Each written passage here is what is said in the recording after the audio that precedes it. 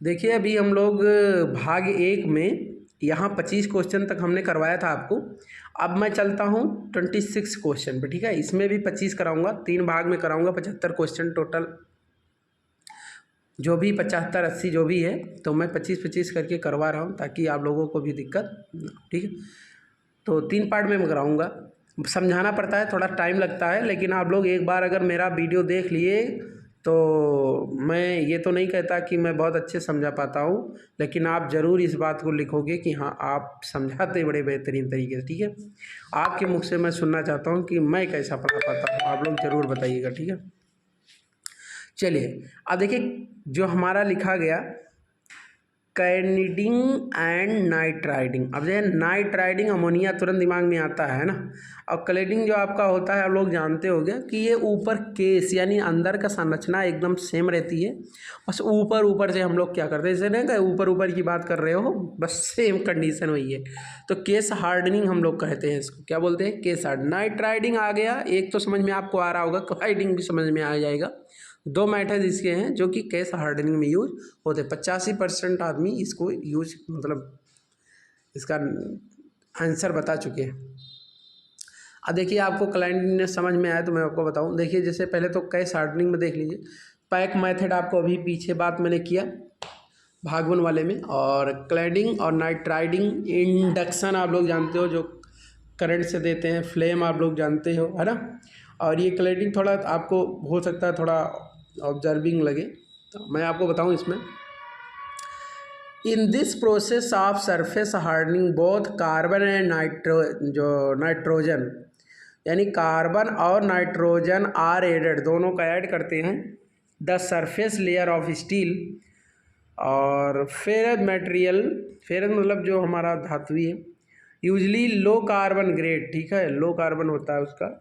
और आप जानते हैं 0.3 से नीचे पे हम केस हार्डनिंग नहीं कर सकते, ये बात याद रखना। मैं मतलब बहुत कंफर्ट तरीके से बता रहा हूँ। और आपको मेंटेन करना होता है इसका जो molten cyanide salt bath maintain करना है 950 डिग्री सेल्सियस तक, ठीक है। क्विंचिंग करने के लिए बुझाना होता है। नाइट राइडिंग भी तो आप जानते हो 480 से 650 डिग्री सेल्सियस होता है, ठीक है। याद रखना नाइट राइडिंग 480 से 650, याद रखना, बहुत इंपॉर्टेंट क्वेश्चन बता रहा हूँ। और अभी आप देखिए इसमें जो क्लाइडिंग है इसमें 950 हो जाता है, नाइट राइडिंग ज़्यादा पहुंचता है 480 से 650, 480 से 650, याद रखना। नेक्स्ट क्वेश्चन देखिए, इसमें आप कर लेंगे ना case hardening. Next question, you have to file aluminium block. अब देखो जैसे एल्युमिनियम ब्लॉक आ गया, स्मूथ फिनिश इसमें करना है, कौन सी फाइल, तो सिंगल कट। मैंने कई बार बताया स्मूथली लिखने के लिए सिंगल कट फाइल का ही प्रयोग किया जाता है। और ये बहुत सारी टाइप की बनी हुई हैं, तो आप लोग इसको जो है जानते भी हो, ऐसा नहीं है कि जो बंदा डेली पढ़ रहा है उसको सब मालूम। अच्छा एक चीज़ और याद रखना, जरा सिंगल कट के ऊपर आ गया, मैं बता देता हूँ चारों कट का थोड़ा एक बार डिस्कशन हो जाए तो बहुत ज़रूरी भी है ये, है ना। सिंगल कट आप देखिए, आ सिंगल कट फाइल आप has rows teeth cut one direction, एक डायरेक्शन में कटा होता है। सिंगल का मतलब ये होता है एकहरा, है ना। The teeth are and the angle 60 degree में कटा होता है, जानते हो सिंगल कट आपका 60 डिग्री में होता है। लेकिन जब वही डबल कट हो जाता है तो क्या करता है, थोड़ा याद रखें। डबल कट में क्या होता है कि वो 70 और 51 डिग्री पे होता है ना। अब 70 डिग्री को हम बोलते हैं ओवर होइगा भैया, बहुत ओवर होइगा, अब ज़्यादा ना बोलो, है ना, ऐसा बोलते हो आप लोग।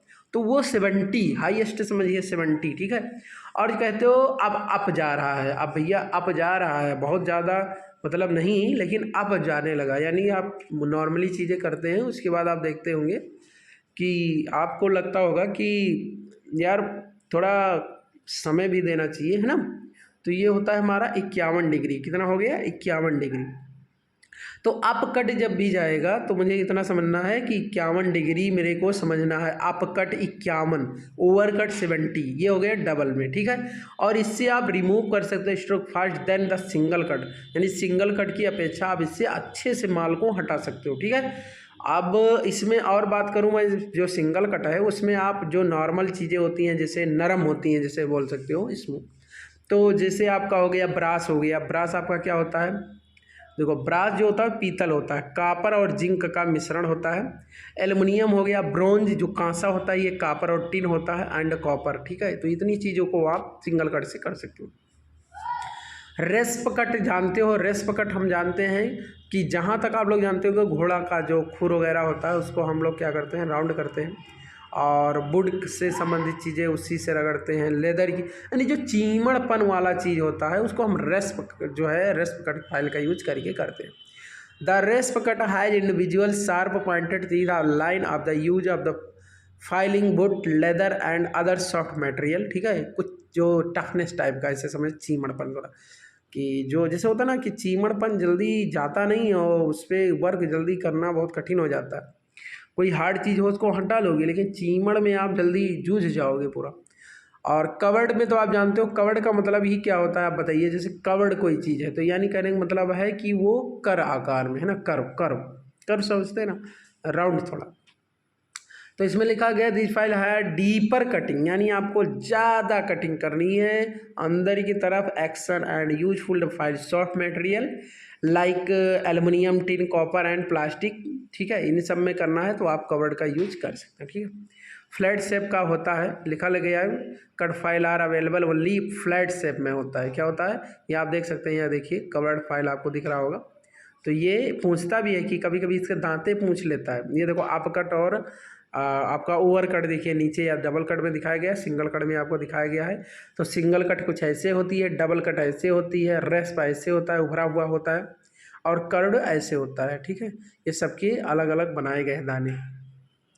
For general purpose a bench vice fix at height of, यानी आप लोग जानते होंगे कि जैसे कुछ चीज़ें होती हैं तो बेंच से मुझे कितना मतलब हाइट पे खड़ा होना। अभी मैं कोहनी की बात कर रहा था ना, एल्बो वाला, वो 106 सेंटीमीटर, एमएम में पूछे, इंच में पूछे, आप जरूर कर लीजिएगा। 106 centimetre unit is the most important, learn about to. आपको याद रखना है इसके बारे में कि हाँ ये 106 सीएम होता है, बस याद रखना है भाई, ये बहुत इंपॉर्टेंट है, ये कई बार आ चुका है। और बेंच वाइस आप लोग जानते होंगे इंजीनियर का वाइस कहा जाता है, कास्ट आयरन का या कास्ट स्टील का बनाया जाता है। और जो हमारा स्क्रू ड्राइवर होता है वो हमारा जो है कास्ट स्टील का हो सकता है, या हमारा जो प्लायर होता है वो होता है, या आप जो लेथ मशीन का जो हमारा चक होता है वो भी होता है। ऐसे याद रखना है, बहुत सारी चीज़ें होती हैं, तो इसमें आप लोग याद रखना है ये चीज़ें। ठीक है, और 150 mm पैरेलल जा बेंच वाइज, 150 mm पैरेलल जा होती है।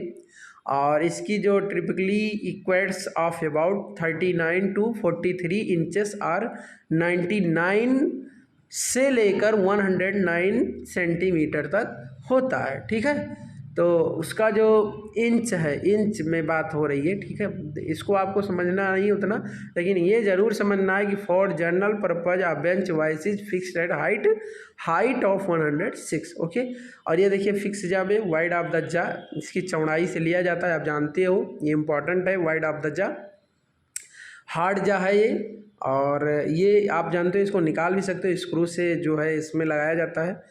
और मूवेबल जा है ये, यानी इधर अंदर बाहर करने का काम है, स्पेंडल। ठीक है, और स्पेंडर आपका एमएस का होता है, हैंडल भी एमएस का होता है। तो ये आपको जानकारी कैसे लेगी बताना। Which one of the following group of the properties enable to manufacture chain hooks for wrought iron. अब रॉट आयरन देख रहे होंगे आप कि इसमें मतलब गुणवत्ता कैसी होती है, वो चीज़ें इसमें पूछ रहा है, प्रॉपर्टी कैसी होती है। Which one of the following group of the property enable the manufacture chain hook आप लोग जानते हो रॉट आयरन का बनता है, WROUGST। ठीक है, रॉट आयरन सबसे अच्छा आयरन में माना जाता है, जैसे हीरा होता है ऐसे वो भी एक तरीके का मान लो अपने लोहे में एक स्थान रखता है।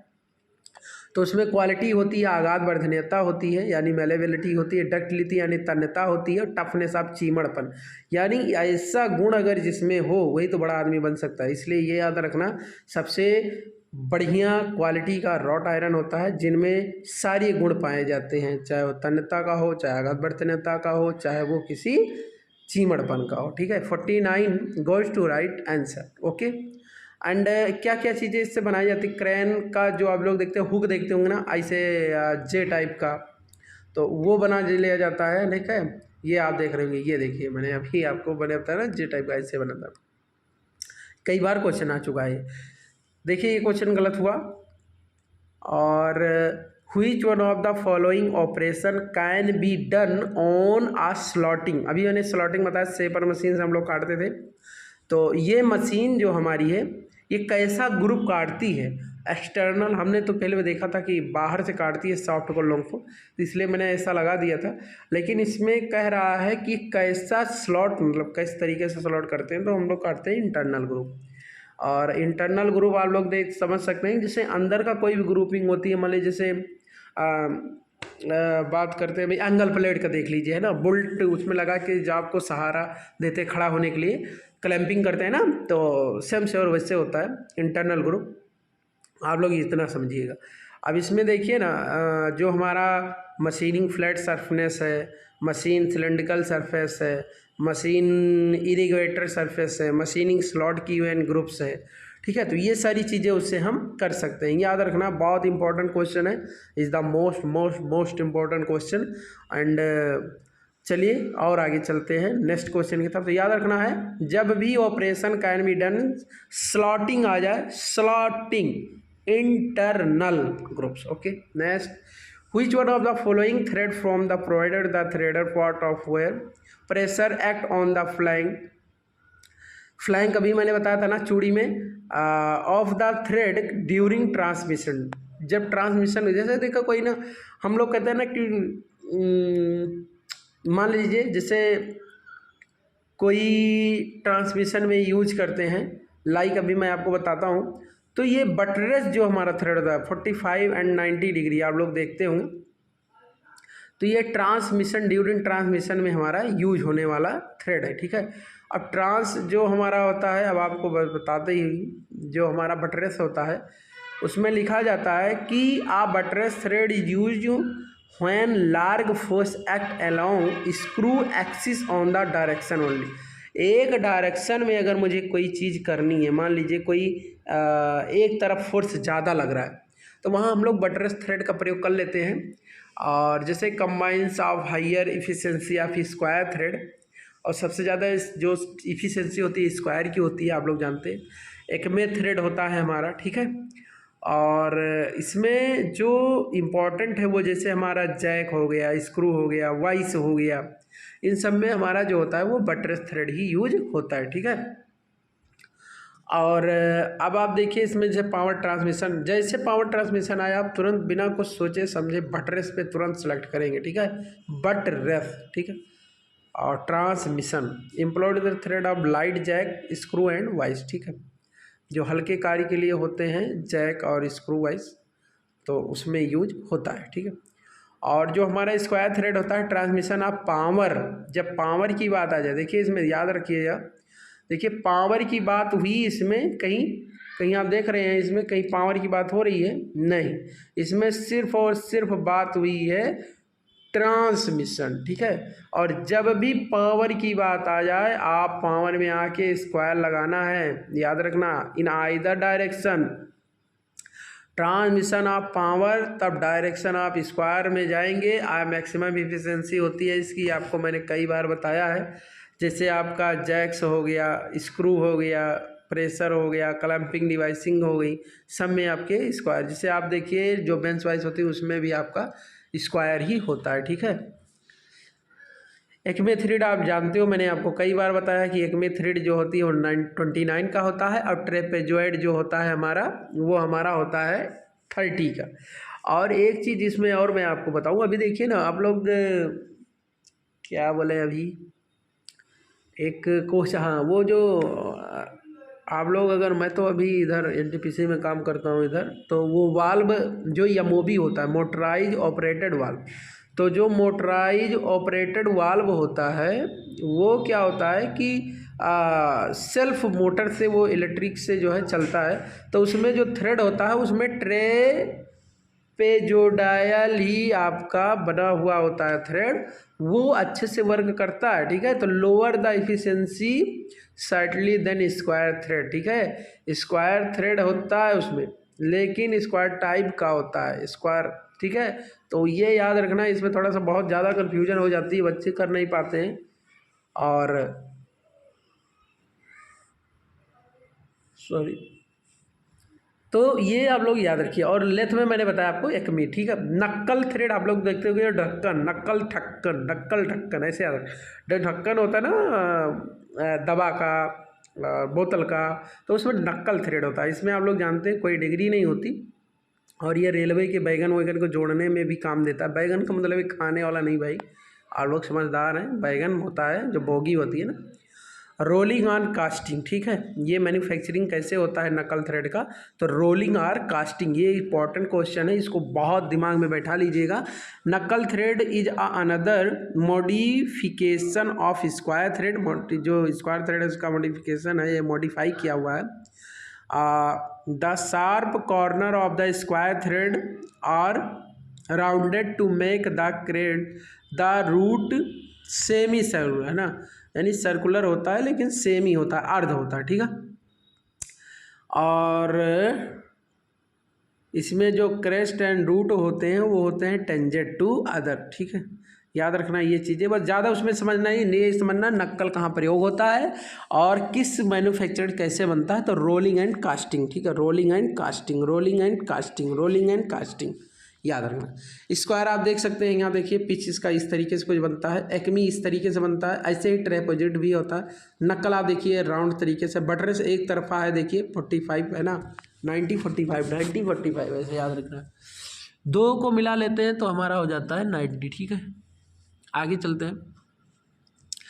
Which one of the following part of a universal surface gauge help to draw parallel line along a datum edge, ठीक है। अब इसमें देखो आपकी जो हमारी गाइड पिंस होती हैं, मैंने एक दिन आपको बताया होगा यूनिवर्सल जो सरफेस होता है, तो उसमें क्या होता है कि आप लोग नीचे देखे होंगे, उसमें बेलनाकार किसी भी जब पे रख के आप मार्किंग कर सकते हैं। तो उसमें मार्किंग के लिए एक डेटम आपको देना होता है जो एज होती है, तो उसके लिए पूछ रहा है कि किस पिन का यूज करते हैं। तो डेटम एज जो हमारी पैरेलल लाइन को खींचने के लिए प्रयोग किया जाता है वो हमारा होता है गाइड पिंस। क्या होता है? गाइड पिंस, याद रखना। और फाइन एडजस्टिंग जो हमारा स्क्रू है ये क्या करता है, उसमें लॉक करता है। बेस नीचे का होता है। रोकर आर्म जो आप टेढ़ा सा ऐसे स्क्रू ड्राइवर, सॉरी वो स्क्रू ड्राइवर नहीं, आप ऐसे समझ स्क्राइबर जो होता है, ठीक है। सरफेस गेज को यहाँ अभी दर्शाया गया होगा तो मैं आपको दिखाऊंगा, ये देख लीजिए, है ना। अभी एक सेकंड में पहले समझाता हूँ थोड़ा सा। सरफेस गेज दो प्रकार के होते हैं, एक होता है फिक्स, एक होता है यूनिवर्सल। फिक्स को तो आप कुछ नहीं कर सकते, जैसे आप लोग जानते हो कि जो हमारा ये सरफेस गेज होता है। अच्छा देखो, सरफेस प्लेट और सरफेस गेज में अंतर है, नहीं तो आप लोग सरफेस गेज और प्लेट को एक में कर दो। प्लेट तीन प्रकार की होती हैं जो कि अलग अलग मटेरियल की बनाई जाती हैं। और यहाँ आता है गेज, है गेज, गेज है ना, याद रखना। हो जाता है मिसअंडरस्टैंडिंग, कभी कभी होता है भाई, मेरे से भी हो गया है, इसलिए मैं आपको बार बार इस चीज़ों पर ज़रूर चीज़ों को बताना चाहता हूँ एकदम डिफरेंट तरीके से। तो आपका हो गया एक फिक्स हो गया, एक हो गया यूनिवर्सल। यूनिवर्सल सरफेस गेज में क्या होता है, this has a following additional features होते हैं। And the spindle can be set to any position, किसी भी पोजीशन में आप इसे सेट कर सकते हैं। Fine adjusting can be made quickly, और इससे आप जल्दी में भी कोई चीज़ें कर सकते हैं। Can be also use to cylindrical Surf, है ना, ये मैंने आपको बताया अभी, सिलेंड्रिकल जो बेलनाकार पे आप इसको रख कर सकते हैं। पैरेलल लाइन आप इससे खींचे, scribing any datum edge with help of guide pins, ठीक है। गाइड पिन की सहायता से आप डेटम लाइन को बना सकते हैं। अब इसमें देखिए जो गेज और बेस है, बी ग्रुप इसमें कटा हुआ होता है। जैसे आप देखते होंगे एच टाइप का आप देखते होंगे कटा होता है, एच या बी टाइप का कटा होता है किसमें, लेथ में, है ना, उसमें सैडल होता है, एप्रन होता है ना। ऐसे ही यहाँ पे आपका कटा होता है एच बी टाइप का। रॉकर आर्म होता है, the rocker arm attach the base along with the spring fine screw. इसको क्या करते हैं, रॉकर को हम उससे ऊपर नीचे अप डाउन कर सकें। स्पेंडल आप जानते हैं, स्पेंडल क्या होता है, बड़ा वाला स्क्राइबर आपको मैंने बता दिया। अब इसमें समझिए, देखिए स्नग जो होता है जो पकड़ के रखता है हमारे स्पेंडल को, ठीक है। और जो हमारा क्लैंपिंग नट है, इससे हम क्लैम्प करते हैं, पकड़ते हैं किसको, स्क्राइबर को, और स्नग के माध्यम से पकड़ते हैं, जैसे यू आकार का होता है। और स्क्राइबर ये बेंट स्क्राइबर है। और 90 डिग्री पे बुना हुआ होता है, ऐसा स्क्राइबर पे होता है, कार्बन स्टील का होता है, 12 से 10 पॉइंट पे उसका नोक होता है। फाइन एडजस्टिंग स्क्रू नीचे देखिए, ये आर्म जो स्पैंडल है इसको ऊपर नीचे कर सकते हैं। रोकार आर्म ये देखिए यहाँ नीचे लगा दिया गया है, जिसको स्क्रू से संबंधित है ना, ये याद रखना। गाइड पिन ये देखिए नीचे आप देख रहे होंगे 2 पिन लगी हुई है, एक इधर एक इधर। बीच में आपको बी ग्रुप दिख रहा होगा और बेस इसका नीचे का पूरा होता है कास्ट आयरन का होता है, ठीक है।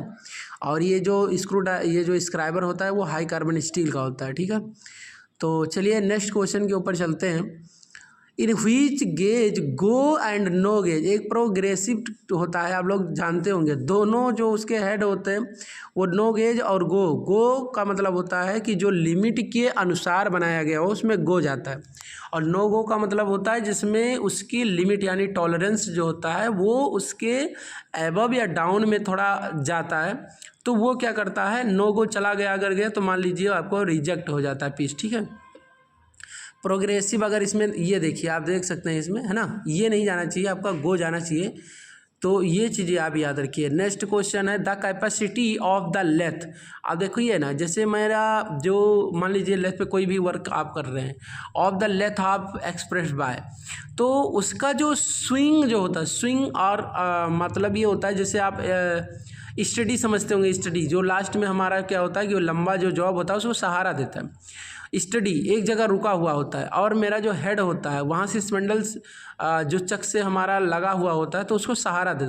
तो जो स्विंग करता है यानी जो झूलता है, बीच में झूलता है, and distance between centre, centre से जो स्विंग करता है, याद करना है कि जो सेंटर से स्विंग करता है वो हमारा डिस्टेंस को जो फॉलो करता है उसके बीच यानी swing and centre, swing centre के बीच का भाग हमारा एक्सपेंड होता है। उस समय मैंने गलत लगाया था, बेड लेंथ और स्पैंडल स्पीड मैंने लगाया, बट ये ऐसा होता नहीं, स्विंग और डिस्टेंस बिटवीन सेंटर, ठीक है।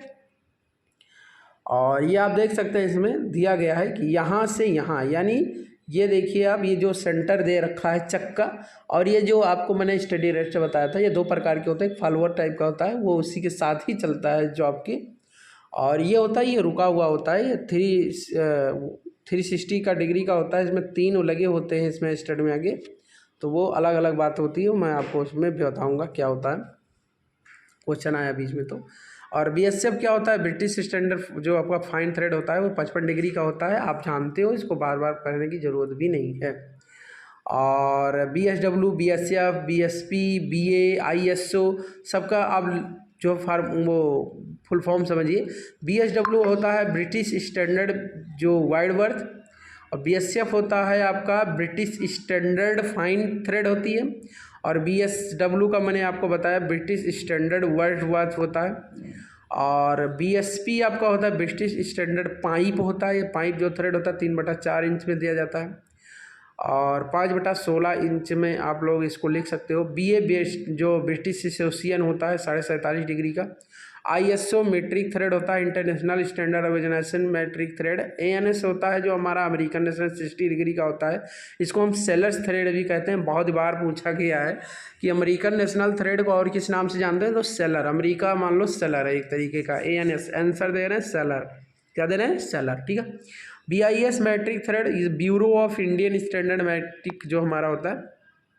ये देखिए इसमें BSW का 55 डिग्री पॉइंट, ये पूछता है डेप्थ, कभी कभी पूछ लिया है 0.6403 इंटू पिच, ठीक है। डेप्थ अगर पूछे कोई BSW का वर्थ का तो आप बोलोगे 0.6403 डिग्री कितना 55 डिग्री, ठीक है। और इसमें इंच में 1/2 1/4, ठीक है, ये तो आप लोग देख लीजिएगा। BSF में आपको मैं बताऊँ इसमें भी 55 डिग्री होता है, और ये यूज कहाँ होता है कभी कभी ये पूछता है, तो आप लोग याद रखना ऑटोमोबाइल इंडस्ट्री में इसी का प्रयोग करते हैं, क्योंकि वाइब्रेशन ज़्यादा होता है, तो जिसमें अगर वाइब्रेशन ज़्यादा हो तो उसमें BSF का प्रयोग करें। जैसे मान लीजिए बॉर्डर सिक्योरिटी फोर्स, ऐसे याद रखिए कि जब ज़्यादा तनातनी होती है गर्मा तो हम क्या करते हैं, हमारी वाइब्रेशन होने लगता है बॉडी में, है ना। और वाइब्रेशन जब बॉडी में होता है तो मैं क्या करता हूँ, मैं वाइब्रेशन होता है तो मैं तुरंत क्या करता हूँ, गाड़ी को स्टार्ट कर देता हूँ कि रुक जा मैं आ रहा हूँ, है ना। तो ऐसे ऑटोमोबाइल इंडस्ट्री में ऐसे ही होता है। BSF याद रखना 60 डिग्री नहीं है, इसमें 55 डिग्री है। और टीथ पर इंच लिखा गया, 1 इंच में 8 टीथ इसमें बनाए जाते हैं, ये याद रखना, या 10 तक हो सकता है मे बी। तो ये याद रखना, आप समझ गए। और ये जो अपना BSW वाला था, ये देखिए इसमें जो है लिखा गया कि जैसे rounded off the defined radius, ये तो यहाँ से कोई आपको मतलब इससे कोई निकलने वाला है नहीं। और ठीक है, नेक्स्ट चलता हूँ BA। अब ये BA मैंने आपको 47.5 डिग्री पहले से बता दिया। अब ये यूज क्या होता है, फाइन होता है थोड़ा, है ना, तो हम इसको यूज करते हैं। It is use in small screw electrical, जैसे देखते हो ना बाजा, आपका बाजा यानी रेडियो, और टेलीविज़न में, घड़ी वगैरह में, तो ये ज़्यादा जगह यही यूज करते हैं application. Watch screw and screw आप साइंटिफिक अपर, है ना, तो ये सारी चीज़ें जो महीन महीन एकदम स्क्रू होते हैं ना, उनको BA स्टैंडर्ड का बनाया जाता है। 47.5 डिग्री की होती है। BSP ये मैंने आपको बताया था पाइप से संबंधित है ना, तो पाइप आपका कहीं भी होता है तो वहाँ पे हम लोग इसका यूज करते हैं। आगे चलते हैं, ये लिखा भी गया पाइप फिटिंग में। अब चलते हैं according the Indian standard set of the slip gauge. अब मैंने बताया 5 प्रकार के होते हैं ना, इसमें कितने पीस होते हैं स्टैंडर्ड, जो according of the Indian standard 2 प्रकार होता है ना इसका, एक इंडियन होता है, ब्रिटिश होता है। तो इंडियन में याद रखना मेरा कितना है, 112। क्या है, 112। ये आप लोगों को याद रखना है, बहुत इंपॉर्टेंट क्वेश्चन है, क्योंकि बार बार पूछा जाने वाला क्वेश्चन। किससे बनता है, हाई ग्रेड स्टील का बनता है, या लो थर्मल एक्सपेंसिव इसका हो, यानी कम से कम उष्मा इसमें काम कर पाए। हार्ड भी होता है, ठीक है, तो याद रखना है इसको। और इसमें ये देखिए पीसेस देख लीजिए, 112 इसमें 1.005 mm से शुरू होता है, ठीक है, और ये 100 mm तक जाता है, 100 mm तक, यानी 1.005 से 100 mm तक, ठीक है। स्टेप mm में इसमें दिया गया है कितने कितने का है, और नंबर ऑफ पीस किस में होता है, इसमें 1 पीस, 9 पीस, 49, 4, 112, ठीक है। तो टोटल 112 याद रखना है बस। और following of the machine dry, आप देखो कोई भी चीज़ अगर मशीन में अगर आपको ड्राई करना है तो कौन सा ऐसा है पदार्थ जिसको हम कर सकते हैं, कौन सा, तो हमारा कास्ट आयरन, जानते हो इसमें ग्रेफाइड होता है, इसीलिए इसमें किसी भी लुब्रिकेंट का यूज नहीं किया जाता है। ये प्रॉपर सारे बच्चे जान गए होंगे, जिसको जितना पेपर देता जाता है वो डेली यही करता है, तो उसको इतना अभ्यास हो गया होगा पेपर देते देते। तो ये मटेरियल आपका कूलेंट फॉर रीमिंग, ठीक है। अब रीमिंग आप करते हो, रीमिंग क्या करते हो, जब ड्रिल कर लेते हो उसके बाद आप रीमिंग ही करते हो। तो मटेरियल जो आपका है वो इसमें बताया जा रहा है। तो एल्युमिनियम में जो होता है एल्युमिनियम, उसमें हम सोल्यूबल ऑयल या कैरोसिन, मिनरल ऑयल ये यूज कर लेते हैं, ठीक है, कूलेंट के रूप में जब रीमिंग करते हैं। रीमिंग याद रखना, रीमिंग है इसमें, ठीक है, नहीं तो कुछ और समझ लो, ड्रिलिंग वाले मत मार देना। ब्रास है हमारा, ये भी ड्राई काम चल जाता है, या सोल्यूबल ऑयल होना चाहिए। ब्रॉन्ज आपका ड्राई हो सकता है, या सोल्यूबल मिनरल, या लॉर्ड है ना। अब ये देखिए लॉर्ड हम उसी पढ़े थे, इसीलिए वहाँ गलत हो गया। कास्ट आयरन ड्राई भी हो सकता है, सोल्यूबल ऑयल भी हो सकता है। कभी कभी होता है ना कि ड्राई ऑप्शन नहीं देता है, फिर आप वहाँ घबरा जाते हो, अरे यार ड्राई तो है नहीं, नॉन ऑफ दीज लो, इसमें से कोई नहीं। अब वो बाद में उत्तर, अरे यार ये तो सोल्यूबल ऑयल आ गया, मिनरल्स ऑयल आ गया, लॉर्ड आ गया, ओहो ये क्या क्यों। तो याद रखना, जब ना मिले तो फिर सोल्यूबल ऑयल, ना मिले फिर मिनरल, ना मिले तो लॉर्ड, और ना मिले तो फिर नॉन ऑफ, नहीं कोई नहीं। कॉपर सोल्यूबल और लॉर्ड आ गया। स्टील आपका मैंने अभी बताया था आपको, ऑयल के बारे में मैंने बताया था आपको, और उसमें कटिंग था, याद आ रहा है, हाँ, तो वो भाग 1 में मैंने बताया है। तो स्टील अलॉय के लिए, ठीक है। और सल्फराइड ऑयल होता है, सोल्यूबल होता है, मिनरल्स होता है, लॉर्ड होता है। जनरली पर्पज स्टील के लिए हमारा जो सल्फाइड होता है, और सोल्यूबल ऑयल, लॉर्ड ऑयल, ठीक है। नेक्स्ट क्वेश्चन आप देखिए, बहुत अच्छा क्वेश्चन था इसलिए मैंने आपको बताया। बफरिंग आप समझते होंगे ना, शीशा जैसा चमक जाना कोई चीज़, है ना, तो ये हमारा ग्राइंडिंग व्हील में होता है। ग्राइंडिंग व्हील कहता है ना कि कोई चीज़ काम यार डेली करते हो किसी पे, है ना, तो पता लग रहा है कि वो रफनेस था और उस समय प्रॉपर वर्क अच्छा कर रहा था, फिर धीरे धीरे उस शीशे की तरह झलकने लगता है, उसको बफरिंग कहते हैं। द प्रोसेस हुई जाता surface is made of smooth, है ना, एंड यूनिफॉर्म, इस यूनिफॉर्म को क्या बोलेंगे, तो इसको बफिंग बोलेंगे, ठीक है। अब देखिए बफिंग एंड पॉलिशिंग आप जानते हो, ठीक है। फिर आगे चलते हैं, the type of snip use, है ना, स्निप एंड ट्रिमिंग याद रखना, trimming and snip, cylindrical or conical worksheet metal. अब देखिए कोई भी कार्य अगर आप कर रहे हैं, चाहे ट्रिमिंग करनी हो, ट्रिमिंग, जैसे आप लोग लंगड़ा प्रकार नाम सुने होंगे ना, लंगड़ा प्रकार, डिवाइडर, डिवाइडिंग, डिवाइडर, है ना, तो ये जो हमारा होता है, तो तो ये क्या होता है कि जो सर्कल बनाना है ना हम लोग वो सर्कल, तो ये सर्कल जो बनाते हैं तो वो हम जैसे कोई चीज़ मान लीजिए कोई स्निप ले लिया। अब स्निप हमारा जो होता है कटिंग करता है, तो स्निप हमारा जैसे कोई चीज़ होती है तो सीधी काटनी है। मान लीजिए कोई मुझे एक चादर है तो उसको मुझे सीधी काट स्ट्रेट लूँगा। मुझे कवर्ड में काटना है यानी मुझे कॉनिकल या सिलेंड्रिकल में काटना है, तो मैं क्या करूँगा उसको बेंट टाइप का लूँगा यानी मुड़ा हुआ, है ना। तो मुड़ा हुआ होगा तो वो मेरा क्या करेगा, कर्व में या सिलिंड्रिकल आकार में, वो कॉनिकल आकार में काट रहेगा। ठीक है, ये ट्रिमिंग याद रखना, काटना है ना। तो स्निप ऐसा होता है। और आगे बात कर लेता हूँ। इसमें देखिए स्निप दिया भी है स्निप, लेकिन बेंट स्निप भी दिया है। कर्व कटिंग, तो बहुत लोग कर्व कटिंग पे चले जाएंगे। और शेयर जो होता है ना, लीवर शेयर आप जानते हो, वैसे हत्था जैसा ऐसा ऊपर उठा होता है, उसमें हार्ड मेटल को काटते हैं। सीट जो हमारी होती है थोड़ा, है ना, उसमें कुछ mm तक ऐसे दर्शाया जाता है, अभी मेरे को याद नहीं है, नहीं बता दूंगा मैं फिर नेक्स्ट कभी वीडियो में, कि वो जो बेंट हमारा जैसे होता है लीवर शेयर, तो उसमें क्या करते हैं हम लोग नीचे से रखते हैं और उसमें हत्थे से दबाते। और ये जो बेंट वाला होता है, ये जैसे हम लोग काटते हैं ना, जैसे कैंची, है ना, उस तरीके का काटते हैं, बेंट होता है। और ये इस तरीके से, समझ में आ रहा है नहीं आ रहा, आ रहा है कि नहीं आ रहा, आप लोग हम ज़रूर भेजिएगा, बताइएगा। और कैसा मेरा पढ़ाने का जो तजुर्बा वो कैसा लग रहा है वो ज़रूर एक बार बताना। फिर देखिए एक्सपेंशन जो आप कर रहा है, जो एक्सप्लेन कर रहा है, क्या कर रहा है कि ये जो स्निप होता है ना, 1.2 mm की मोटी चादर को काट सकता है। यानी कहने का मतलब है I snip also called hand shear, या इसको सीयर ही बोलते हैं, लेकिन इसमें लीवर नहीं होता, दो ही वही कैंची जैसा होता है। Like a pair of scissor, देखो कैंची की तरह, टू कट द सॉफ्ट चीज। ठीक है, मुलायम सीटों को काटने के लिए होता है 1.2 तक। ठीक है, ये याद रखना बहुत इंपॉर्टेंट, 1.2 तक ही काटेगा। ठीक है, अब आप 0 शुरू करिए 1.0 तक जाइए, सॉरी 1.2 तक। तो 1.2 हो गया। ये स्ट्रेट, ये देख लिया मैंने, अभी आप बताया ना सीधा अगर मेरे को काटना है तो मैं इस क्या करूँ, और बेंट मेरे को काटना है, इसका R1 लेंथ से पूरा लेते हैं। ठीक है, ब्लेड है ये, और इसका स्टॉपर है यहाँ लगा हुआ है। ठीक है, ये पिवट होता है, बीच में लगा हुआ होता है, face of blade handle. Bent ये देखिए इस तरीके से हल्का सा मुड़ा हुआ होता है, तो इसको गोलार्ध में काटने में अच्छा है। फिर देखिए नेक्स्ट क्वेश्चन आ गया, इन heat treatment the sudden cooling, है ना, अगर कोई ऊष्मा उपचार आप कर रहे हैं और मुझे सडन कूलिंग करना है प्लेन कार्बन स्टील पे, plane carbon steel, plane carbon 3 प्रकार की होती है, लो, मीडियम और high, attaining the upper critical temperature, upper critical मतलब 830 से ऊपर जाता है, तो आप लोग जानिए कि 850 860 है ना, ऐसे जाता है। तो उसमें कह रहा है, कहने का उसका मतलब क्या है कि अगर अपर क्रिटिकल टेम्परेचर पर मैं ले जाऊं तो उसका क्या होगा, हार्डनेस बढ़ेगा। लो अभी कोई चीज़ सडनली आप मान लिए कोई चीज़ गर्म की और तुरंत में पानी लगा कर दीजिए, तो क्या होगा, तुरंत क्या करेगा, हार्ड हो जाएगा, एकदम हार्ड हो जाएगा ना। अभी देखिए जैसे मान लीजिए कि प्लास्टिक को आप मेल्ट करिए और उसके बाद आप पानी उस पर तुरंत छिड़क दिए, आप देखिए तुरंत हार्ड हो जाएगा ना, ऐसे आता है ये भी।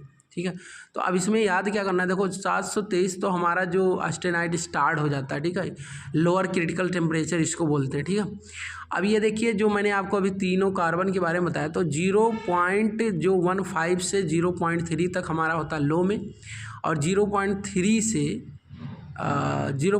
से 0.7 होता है मीडियम, और 0.7 से 1.5 तक होता है हाई कार्बन में।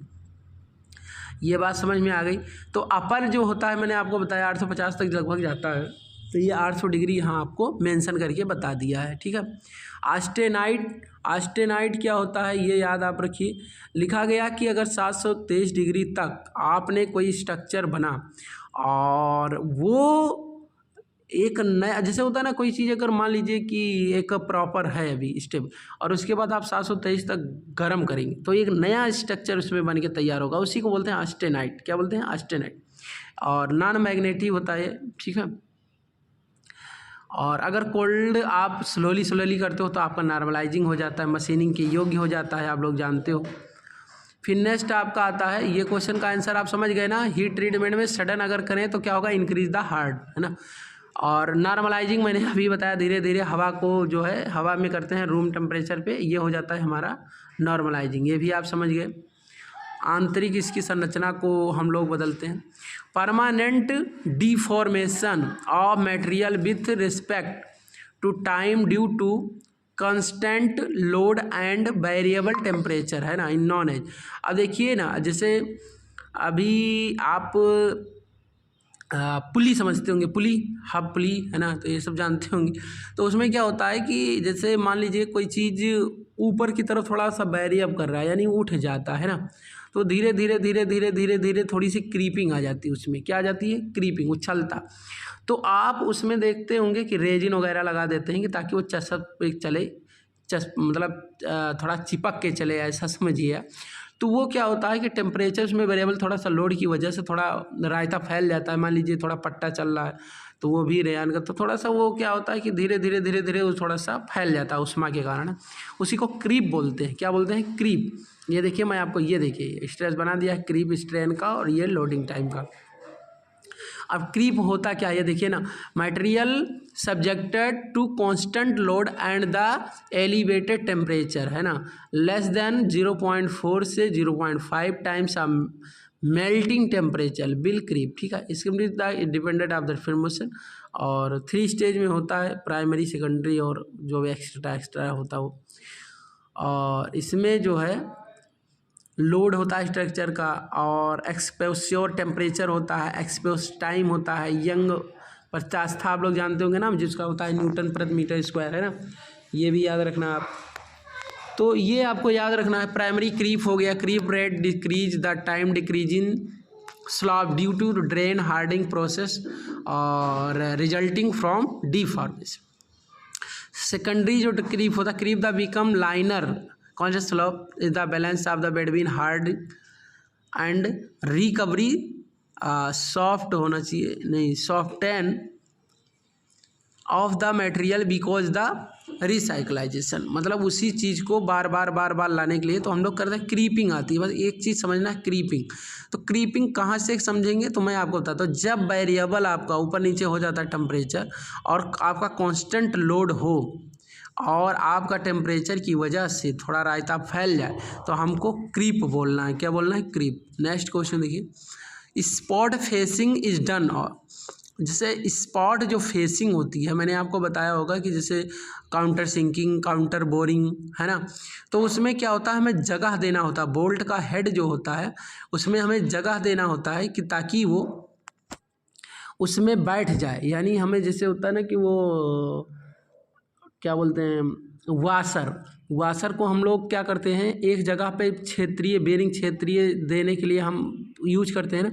ऐसे ही स्पॉट जो फेसिंग होता है उसमें हल्का सा थोड़ा सा ऐसे गड्ढा टाइप का बना देते हैं कि उसमें बोल्ट क्या करे, अच्छे से बैठ जाए। तो बस make surface flat so that bolt head can है प्रॉपर सीटिंग, स्थान देने के लिए। फेसिंग बस इतना याद रखना। फेशियल किस लिए कराते हो? अच्छे दिखने के लिए ना। ऐसे इसमें याद रखना, हेड दिखे ना, प्रॉपर सीटिंग बैठ जाए, बस बात खत्म। ये देखिए स्पॉट फेसिंग हुआ है। और ये देखिए काउंटर बोरिंग में क्या होता है, ये जो सॉकेट हेड होता है ना, उसको बैठाने के लिए करते हैं काउंटर बोरिंग। और जो काउंटर सिंकिंग होती है उसमें आप बेबल, जैसे बेबल का नाम आ जाए, बेबल, बेबी को बेस पसंद है ना, ऐसे। तो बेबल काउंटर सिंकिंग, तो जब आप शंकु आकार का करेंगे तो उसको सिंकिंग बोलते हैं ना। और बेबलिंग होती है, बेबलिंग करते हैं। बेबलिंग जानते हो आप लोग, जैसे बेबल करते हो 30 डिग्री, आप देखो नट बोल्ट पे करते हो ना, उसका चैम्फर कर देते हो, है ना, चैम्फरिंग जो इसको बोलते हैं, बेबलिंग।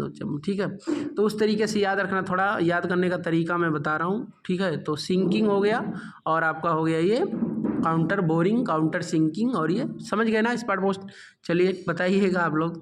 अभी ऑफलाइन में बना रहा हूँ, ऑनलाइन भी क्लास भगवान करें कभी आप लोगों की दुआ से हो सकता है बहुत जल्दी ही शुरू करें हम भी। Size of the typing drill M10, जैसे M10 से 10 से माइनस कर दो 1.5, तुरंत 8.5 आएगा। बस अप्रॉक्सीमेटली आपको ऐसे लगा देना। और आप अगर बेसिकली याद रखना कि 0.8 से गुणा कर देते हैं ना, तो 0.8 से गुणा करते तो ये आ जाता तुम्हारा जो है 1.5 को हटा दो यहाँ, तो 10 से करते तो 10 8 80 आ जाता, नहीं 8 आ जाता है अप्रॉक्सीमेटली। तो ये याद रखना आपको कि जो दोनों को करने से जो मतलब बीच का एक निष्कर्ष निकल के आता है उसको बोलते हैं 8.1755। ठीक है, इसका फार्मूला होता है टाइप साइज का। और डेप्थ आप फॉर 0.61, 0.6 4 लगाते हो। डेप्थ इसका होता है जो हमारा होता है 0.6134 होता है और इंटू 2 पिच होता है इसमें, ठीक है। तो इसमें minor dia is equal to major dia -2 into depth, ठीक है। तो आपका जो माइनर हमको निकालना है तो मेजर में से क्या करेंगे 2 गुणे डेप्थ को क्या करेंगे गुणा करके घटा देंगे, ठीक है। और ये देखिए आ भी गया है, गिवन दिया गया है मेजर डाया 10 है ना, उसके बाद ये इतना है मेजर डाया का 10 पिच दे दिया गया है आपका 1.5, माइनर आपका पता नहीं है और -2d, तो ये आपको कर देना 10 - 2d। तो d आपका ये याद रखना है जो ये दिया गया ना डेप्थ ऑफ थ्रेड का, तो ये याद रखना है हमेशा आपको कि 0.6134 होता है, यानी 0.6134 गुणे पिच, ठीक है। 2 गुणे पी होता है 2p होता है, तो ऐसे याद रख लेना, ठीक है। कोई उसमें बहुत ज़्यादा नहीं है, 2p याद रखना है, 2p 0.6134 इंटू 2p, ठीक है। पिच जो भी होगा उसमें गुणा कर देना, जैसे इसमें किया गया है कि 2p, देखो 2p तो p2 इंटू p देखो यहाँ दिया है, लेकिन बस यही 0.6134 इसका जो नीचे का गहराई होता है वो डेप्थ दे दिया गया है थ्रेड का, ठीक है। तो वो याद हमेशा याद रखना, ये मीट्रिक में है और जो उसमें होता है आपका ब्रिटिश में वो होता है 0.63 ऐसे कुछ उसमें भी होता है, याद नहीं आ रहा है हमको। तो ये हो गया आपका, ठीक है। नेक्स्ट क्वेश्चन देखिए इसमें, अभी 1 सेकेंड यार, एक से एक आदमी फ़ोन कर दे रहा बीच में। फिर देखिए इसमें 45वां, which one of the following content higher percentage of carbon, तो सबसे ज़्यादा परसेंटेज इसमें कार्बन होता है 4% होता है कास्ट आयरन में, आप लोग भी जानते हो।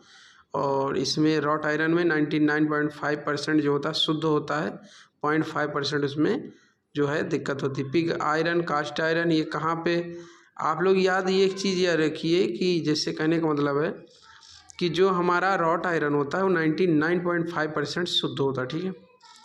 पिग आयरन जो हमारा होता है कच्चा लोहा होता है, जिसमें 3.8 से 4.7 तक बताया गया इसमें कि आपका कार्बन होता है, ठीक है।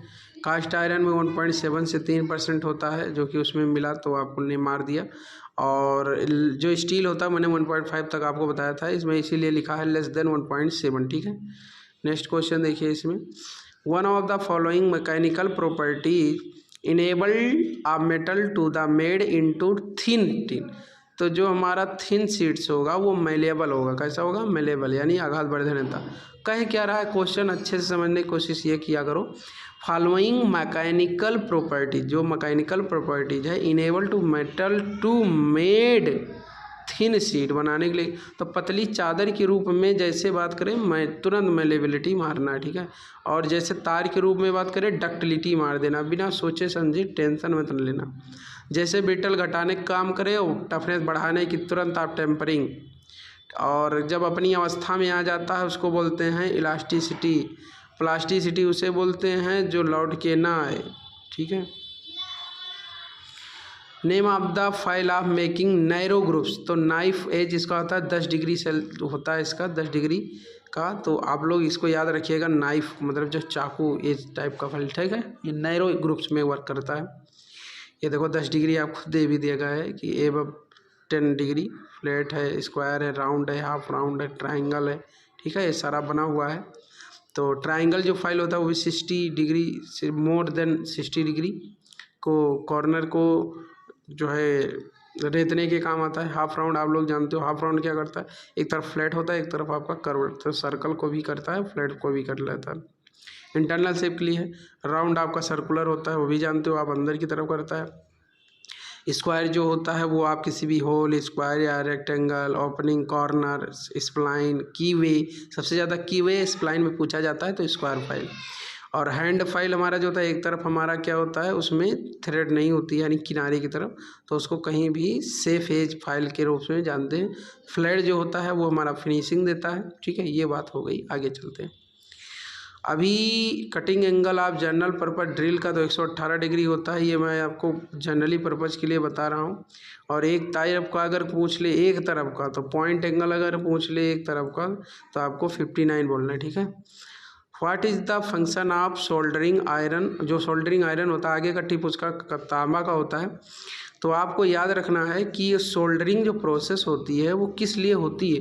तो उसको पहली बात तो मेल्ट करना होता है ना, जो इसका स्लैग होता है हटाना होता है सोल्डर करने के लिए। तो याद रहे सोल्डरिंग आयरन, तो सोल्डर तो यहाँ से मिल गया, मेल्ट करते हैं गर्म करके, ये याद रखना। तो उसको मेल्ट द सोल्डर याद रखना, मेल्ट द शोल्डर, ठीक है। इसका आपका कॉपर बिट होता है, मैंने कई बार इसको बताया। लकड़ी का होता है हैंडल पकड़ने के लिए, एज होती है उसकी, सैंक होती है जिसमें ये आपका लगा हुआ होता है कॉपर बिट, ठीक है। ये आपका देख सकते हैं ये, ठीक है, इस तरीके से होता है। फिर देखिए ये यहाँ गलत हो गया था, इसमें लिखा गया है कि रिवेट के बारे में, होल को जो होल में अलाइन करते हैं रिवेट को, उसको हम, एक होता है ड्रिफ्ट टूल होता है, और जो डॉली होता है वो सहारा देता है, ठीक है, रिवेट को। तो ये याद रखना है, जब बात आए डॉली की तो इस सहारा देने की बात आए, जब हेल्प्स करता है उसकी, तो ये आपको याद रखना है। जो अलाइन करे होल को, रिवेट को अगर होल में अलाइन कर रहे हैं हम, तो उसके लिए हम क्या करते हैं, ड्रिफ्ट टूल का प्रयोग करते हैं, और डॉली का प्रयोग सहारा देने के लिए, ये याद रखना, ठीक है। रिवेटिंग, डॉलिंग, स्नैप, ठीक है, ये आपको पता लग रहा। फिर मैं थोड़ा सा आपको एक बार और थोड़ा सा अच्छे से बता देता हूँ, थोड़ी समझ में आ जाए। वीडियो तो लंबा हो गया, लेकिन मैं आपको बता दूँ 50वां क्वेश्चन है इसलिए मैं बता दूँ। रिवेटिंग सेट जो होता है वो क्या करता है कि bringing the plate closely together, यानी साथ में आपका जो प्लेट है और जो आपका रिवेट है, तो वो क्या करता है, इंसर्टिंग किया जाता है होल में, ठीक है, कि ताकि वो दोनों बैठ जाएं। डोली जो होता है वो मैंने आपको अभी बताया कि वो हेड को सपोर्ट करता है, यानी आपको हेल्प करता है, ठीक है। किसको करता है, हेड को करता है, यानी कोई भी होगा तो डोली किसको करेगी, हेड आदमी को करेगी, परपोज है ना, आपको थोड़ी करने जाएगी। तो याद रखना है कि वो जो support head of the rivet which are the already format and also prevent damage, कि ताकि वो डैमेज भी ना हो उसका, ठीक है, सेप वैसा वैसा बना रहे रिवेट हेड का, तो डोली करती हैं। रिवेटिंग सेट आप समझ गए, दोनों को होल को और उसको पास में लाने के लिए। रिवेट का स्नैप जो होता है, स्नैप, रिवेट स्नैप, ये क्या करता है कि जो हमारा final shape of the riveting during riveting and rivet snaps are available to match the different shapes of rivet head. अलग अलग प्रकार के ये शेप्स में पाए जाते हैं जो हमारे रिवेट स्नैप होते हैं, और ये हमारे क्या करते हैं कि ये जो अपना फाइनल इसने जो शेप बनाना होता है कि हाँ अब ये एकदम अच्छे से इसकी मतलब मुखर बिंदु बन गई, तो उसको एकदम समानता करने के लिए रिवेट स्नैप का प्रयोग करते हैं। Drill is use to align the hole of bill, ठीक है। तो याद रखना जो रिवेट हमारा होगा वो क्या करेगा कि अलाइन करेगा होल को, और होल में जो अगर रिवेट को कर रहा है तो उसका हमने आंसर आपको क्या बताया, अभी बताया है कि ये ड्रिफ्ट टूल होता है। क्या होता है, ड्रिफ्ट टूल, ठीक है। ये ड्रिफ्ट यहाँ लिखा था इसलिए मैंने आपको बता दिया फिर से। कॉकिंग और फ्लरिंग क्या करता है, कॉकिंग ऊपर का आप हेड सहारा देता है, और जो फ्लरिंग होता है नीचे का जो प्लेट होती है उसको सच करता है। यानी ककिंग जो हमारी कुकिंग जो हमारी होती है कॉकिंग, तो वो कॉकिंग क्या करता है कि closely down of the edge of the plate and head, यानी जो हमारा रिवेट का हेड होता है और प्लेट होती है उसको ये क्या करता है, लीक प्रूफ करता है, मेटल टू मेटल ज्वाइंट करता है। अभी मैं आपको बताता हूँ। और ये फ्लरिंग जो होता है ये आपका होता है प्रेसिंग द सरफेस ऑफ ए, यानी नीचे का जो दोनों प्लेट है वो आपस में सही है कि नहीं है, तो फ्लूइड टाइट लीकेज जो बनाता है वो फ्लरिंग बनाता है, और ऊपर का हेड जो हमारा होता है वो बनाता है कॉकिंग, ठीक है। अभी देखिए रिवर्ट सेट आपको मैंने बताया था ना कि ऊपर देखिए, ये देखिए रिवर्ट सेट क्या कर रहा है, ऊपर का ये हेड खराब ना हो, और डॉली क्या कर रहा है, नीचे से देखो सहारा दे रहा है ना, नीचे से सहारा देगा, ऊपर से रिवेट सेट को करेंगे तो दोनों, एक तो जो हमारा दोनों जोड़ होगा वो अच्छे से बनेगा, उसका हेड भी नहीं खराब होगा। तो रिवेट सेट क्या करता है, ऊपर रहता है, डॉली हमेशा नीचे रहती है, याद रखना, डॉली नीचे है और रिवेट सेट भैया ऊपर है, ठीक है। रिवेट स्नैप आप देख रहे होंगे, डॉली को देख लिए, ड्रिफ्ट देख लिए, ड्रिफ्ट ये देख लिए अलाइन कर रहा है होल में, ठीक है। फ्लरिंग देखिए, फ्लरिंग जो है ये देखिए, दोनों ये जो हमारे दिख रहे होंगे आपको, ये दोनों जो हमारी प्लेटें हैं इनके बीच का जो ये लीक प्रूफ बनाता है, ठीक है। और ये देखिए कॉकिंग को देख लीजिए, कॉकिंग कहाँ है, हेड के पास। तो हेड की जब बात करें तो कॉकिंग, और जब लीक प्रूफ की बात करें तो फुलरिंग, ठीक है। अब 91 क्वेश्चन आ गया, मैं थर्ड राउंड में इसको यूज करूँगा। और आप लोग जो है वीडियो को लाइक कीजिए, शेयर कीजिए, कमेंट कीजिए। जय हिंद, जय भारत।